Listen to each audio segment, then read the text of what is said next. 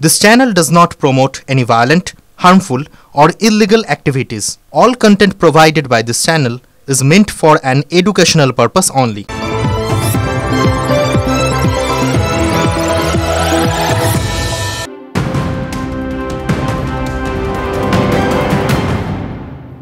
টিভি9 বাংলায় আপনাদের আরো একবার স্বাগত জানাই। আমি শুভজিৎ রয়েছি আপনাদের সঙ্গে নিউজ টপ 9 এর শুরুতেই। এবার যে খবরের আপডেট আপনাদের দেব, অয়নশীল নিশ্চয়ই আপনাদের মনে আছে। এবার এই অয়নশীল মুক্তি পেতে আদালতে দ্বারস্থ হয়েছেন। পুরসভা নিয়োগ দুর্নীতি মামলায় জামিন চেয়ে তার এই আবেদন। এই ডিটেল জানবো আমার সহকর্মী শ্রাবন্তীর কাছ থেকে। শ্রাবন্তী, দেখো, নিঃসন্দেহে এটা তাৎপর্যপূর্ণ, তার কারণ নিয়োগ দুর্নীতিতে একের এক অনেকেই জামিন পাচ্ছেন, কেউ সুপ্রিম কোর্ট থেকে, কেউ কলকাতা হাইকোর্ট থেকে। এবার অয়নশীল হাইকোর্টের দ্বারস্থ হতে এসেছে, হাইকোর্টের দ্বারস্থ। তার বক্তব্য যে এতদিন পর্যন্ত এখনো পর্যন্ত চার্জ গঠন হয়নি এবং বহুবার জিজ্ঞাসাবাদ করেছে, সেক্ষেত্রে কতদিন পর্যন্ত এইভাবে হেফাজতে নিয়ে রাখা হবে, এই প্রশ্ন সামনে রেখে তিনি আদালতের দ্বারস্থ হয়েছেন। এ মাসের 18 তারিখে এই মামলা শুনানি হওয়ার সম্ভাবনা রয়েছে। ধন্যবাদ শ্রাবন্তী। বাংলাদেশের পরিস্থিতি কতটা উত্তপ্ত আপনারা দেখতেই পাচ্ছেন। তারই মধ্যে দক্ষিণ দিনাজপুরের কুমারগঞ্জ এলাকায় রসুলপুর সীমান্তে চাঞ্চল্য ছড়িয়েছে। জানা যাচ্ছে কাঁটাতারের অস্থায়ী বেড়ার ওপারে ভারতীয় ভূখণ্ডের জঙ্গলে আগুন লেগে গিয়েছে। খবর পেয়ে ঘটনাস্থলে পৌঁছেছে কুমারগঞ্জ থানার পুলিশ এবং বিএসএফও পৌঁছেছে। আগুন নেভাতে বালুরঘাট থেকে ছোট ইঞ্জিন নিয়ে যাওয়া হয়। ঘটনাস্থলে জল না থাকায় বড় ইঞ্জিন পাঠানো হয়। পরবর্তীকালে আগুন নেভাতে হাত লাগায় পুলিশ এবং বিএসএফ কর্মীরা। কিভাবে জিরো পয়েন্টে আগুন লাগলো তা নিয়ে পুলিশ এখনো পর্যন্ত ধন্দে রয়েছে। স্থানীয়রা অনুমান করছেন যে বাংলাদেশে কিংবা চোরাচালানকারীরাই ওই আগুন ধরিয়ে দিয়েছে। ক্ষয়ক্ষতি না হলেও দমকলকে আগুন নেভাতে যথেষ্টই বেগ পেতে হয় দমকল কর্মীদের। ঘটনা খতিয়ে দেখছে পুলিশ। কিভাবে আগুন লাগলো তারা খতিয়ে দেখছেন। আমি একজন নাগরিক হিসাবে বলতে পারি এটা আমাদের কাছে আতঙ্কের ব্যাপার। তো যেহেতু ব্যাপারটা আমাদের আতঙ্কিত হয়েও কোনো লাভ নেই, আমরা নিজেরা কোনো সুরাহা করতে পারবো না। রাজ্য সরকার কোনো সুরাহা করতে পারবে কিনা এবং কেন্দ্রীয় সরকার সুরাহা করতে পারবে কিনা তারাই বলতে পারবেন। তবে মানুষের নিরাপত্তা একটা অভাব বোধ করছি আমরা। লোকাল লোকের কাছে যা শুনতে পারলাম পেরেছি, তাতে আমরা জানতে পারি যে বাংলাদেশে আগুনটা লাগানো হয়েছে। এটা বাংলাদেশে যে উদ্বেগজনক পরিস্থিতি চলছে সেই পরিস্থিতির থেকেও হতে পারে বলে ধারণা করছে এলাকার মানুষ। যদিও পরবর্তীতে প্রশাসনের হস্তক্ষেপে আর ফায়ার ব্রিগেড গিয়ে সে আগুন নিভিয়েছে, সেই আগুন আরো আস্তে আস্তে গ্রামের মধ্যে ঢুকে যেতে পারত, কিন্তু দিনের বেলার জন্য সেই আগুনটা থেকে হয়তো মানুষ সেখান থেকে মুক্তি পেয়েছে। কিন্তু এটা আমরা মনে করছি এটা বাংলাদেশের কোন রকম চক্রান্ত থাকতে পারে। অন্যদিকে আবার হাকিম সাহেবকে কড়া ডোজ তৃণমূলের। সংখ্যালঘুরা সংখ্যাগুরু হবে এই কথা বলে দলের শীর্ষ নেতৃত্বের রোষের মুখে পড়েছেন পুরমন্ত্রী ফিরহাদ হাকিম। ফিরহাদের মন্তব্য, দলের অবস্থান নয়, সমাজের পক্ষে ক্ষতিকর। এমন মন্তব্য করলে দল কড়া ব্যবস্থা নেবে। সমাজ মাধ্যমে এমন ব্যাখ্যা দিয়ে জানিয়ে দিয়েছে শাসক দল তৃণমূল কংগ্রেস। बंगाल में तो हम 33% हैं, मगर हिंदुस्तान में भी हम सिर्फ 17% है और हमें माइनॉरिटी कम्युनिटी कहा जाता है। अगर अल्लाह की रहमत है हमारे ऊपर, अगर तालीम हमारे साथ है, तो हम एक दिन मेजॉरिटी से भी मेजॉरिटी हो सकते हैं। শনিবার ধনধান্য স্টেডিয়ামে বুক বাজিয়ে কথাটা পেরেছিলেন ফিরহাদ হাকিম। সঙ্গে সঙ্গে সরব হয়েছিলেন বিরোধীরা। দলের একাধিক বিধায়কও তার বিরুদ্ধে মুখ খুলেছিলেন। 48 ঘন্টা কেটে গেলেও সেই বিতর্ক তো থামেইনি, উঠে প্রবল চাপের মুখে পুরমন্ত্রী। বিতর্কিত মন্তব্যের জেরে ফিরহাদ হাকিমকে কড়া বার্তা দিল তৃণমূল। সোমবার দলের এক্স হ্যান্ডেলে অবস্থান স্পষ্ট করে দেয় শাসক দল।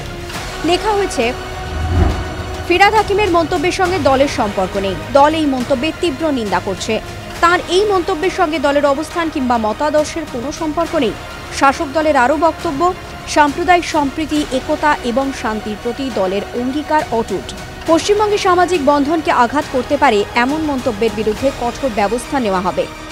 বলতে চেয়েছিলেন এক কথা, কিন্তু তার বাক্য গঠন, শব্দ গঠন যেভাবে গেছে তাতে একটা বিতর্ক তৈরি হয়ে গিয়েছে এবং বিরোধীরা সেটাকে একটা কুৎসার জায়গায় নিয়ে গিয়েছে। ফলে সেটা তৃণমূল কংগ্রেস ওই বাক্যের ওই অংশগুলি, ওই বক্তব্য, সেটা যে তৃণমূল কংগ্রেস অনুমোদন করে না, তৃণমূল কংগ্রেস সেটা কঠোরভাবে নিন্দা করে। ববি হাকিমের কাছ থেকে এই ধরনের মন্তব্য একেবারেই আশা করা যায় না। এটা আমি বলবো অত্যন্ত খারাপ একটা মন্তব্য করেছেন, যেটা তার উইথড্র করা উচিত। রাজনৈতিক মহলের ব্যাখ্যা, বিবৃতি দিয়ে শুধু ফিরহাদকে সতর্ক নয়, বিরোধীদের আক্রমণেরও জবাব দিল তৃণমূল। এখন প্রশ্ন হচ্ছে, খাল কেটে কি নিজেই কুমির ডেকে আনছেন পুরমন্ত্রী? এর আগেও সংখ্যালঘু ইস্যুতে বিতর্কিত মন্তব্য করেছিলেন তিনি। বিরোধীদের চাপের মুখে পড়ে শেষ পর্যন্ত মন্তব্যের জন্য দুঃখ প্রকাশ করেন। এবারেও ড্যামেজ কন্ট্রোল করে সাফাই দিয়েছেন। I am an Indian and I will die as an Indian. I am a secular and I will die as a secular person. কিন্তু এরপরও তৃণমূল শীর্ষ নেতৃত্ব যে ফেরহাদের মন্তব্যে অসন্তুষ্ট তা স্পষ্ট। ফিরহাদ নিজে তৃণমূল শৃঙ্খলা রক্ষা কমিটির সদস্য। বিতর্কিত মন্তব্যের জন্য তাঁকেই কি এখন কঠোর শাস্তির মুখে পড়তে হবে? তৃণমূলের বিবৃতির পর শুরু হয়ে গেছে সেই জল্পনা। Bureau report, TV9 Bangla. এবার ব্যাড টাচের অভিযোগ। স্কুলের মধ্যেই ছাত্রীকে খারাপভাবে স্পর্শ করার অভিযোগ। শিক্ষকের বিরুদ্ধে অভিযোগ, পুলিশে অভিযোগ দায়ের ছাত্রীর পরিবারের। রোবোটিক্স ক্লাস চলাকালীন ক্লাস 5-এর ছাত্রীর সঙ্গে অভব্য আচরণের অভিযোগ করা হয়েছে। পরিবারকে এই কথা জানায় ছাত্রী। স্কুল কর্তৃপক্ষকে জানালে কোনো রকম ব্যবস্থা প্রাথমিকভাবে স্কুল কর্তৃপক্ষ নেয়নি বলে স্কুলের বিরুদ্ধে পরিবারের অভিযোগ। এর আগেও এই শিক্ষকের বিরুদ্ধে একাধিক অভিযোগ ওঠে বলে জানা যাচ্ছে। আজ মগরা থানায় অভিযোগ দায়ের করেছে পরিবার। আর এই ঘটনা হালকাভাবে নেওয়া হবে না বলে স্কুল কর্তৃপক্ষ পরবর্তীকালে জানিয়েছে। বাচ্চাদের সাথে ক্লাসে ওদের নতুন এসেছেন রোবোটিক্স স্যার, সেই স্যার ওপেন ক্লাসে, সুভাষ মৌরিয়া নাম, উনি ওপেন ক্লাসে বাচ্চাদের সাথে বিভিন্নভাবে বিভিন্ন জনকে বিভিন্ন রকম ভাবে গায়ে টাচ করেছেন। কোনো বাচ্চাকে রোবোটিক্স ক্লাসের ভেতরে একা পেয়ে তার গায়ে বাজেভাবে হাত দিয়েছেন। ওদের কথা হচ্ছে আমরা টিচার চেঞ্জ করে দিচ্ছি, কিন্তু এখন টিচার চেঞ্জ করেছে দেখাচ্ছে, কিন্তু এটা তো সলিউশন না। আমরা একটা সলিউশন চাই। আমরা চাইছি তার শাস্তি হোক, সে অন্য জায়গায় যেতে এই জিনিসটা যেন না করতে পারে, কারণ সে তো চেঞ্জ হয়ে আবার এখানে অন্য জায়গায় যাবে। We have reported the matter to the organization that has outsourced the teacher to us, and we have reported the matter, got the teacher changed also.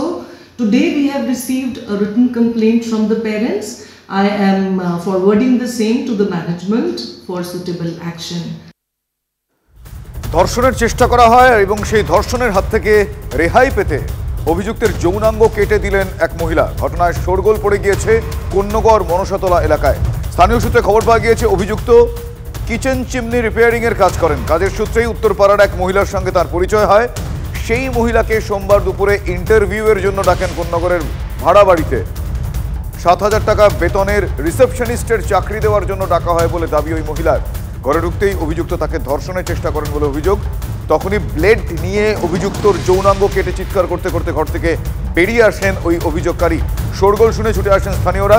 জখম ব্যক্তিকে শ্রীরামপুর ওয়ালশ হাসপাতালে ভর্তি করা হয়েছে। মহিলার অভিযোগের ভিত্তিতে ধর্ষণের চেষ্টার মামলাও রুজু করা হয়েছে। মালদায় দলে দলে শিয়াল ঢুকছে গ্রামে, ফলে একটা শিয়াল আতঙ্ক সেখানে তৈরি হয়েছে। 13 জন গ্রামবাসী ইতিমধ্যেই জখম হয়েছেন বলে জানতে পারা গিয়েছে। হরিশ্চন্দ্রপুরের মালদা গ্রামের ঘটনা এটি। শিয়ালের আক্রমণের শিকার গবাদি পশুও, জমির ফসলও নষ্ট হয়েছে। আক্রান্তদের পরিবারের সঙ্গে দেখা করেন বিধায়ক এবং রাজ্যের প্রতিমন্ত্রী তাজমুল হোসেন। কটাক্ষ করতে ছাড়েনি বিজেপি। নির্বিচারে গাছ কাটা হচ্ছে বলে এই সমস্যা তোপ গেরুয়া শিবিরের।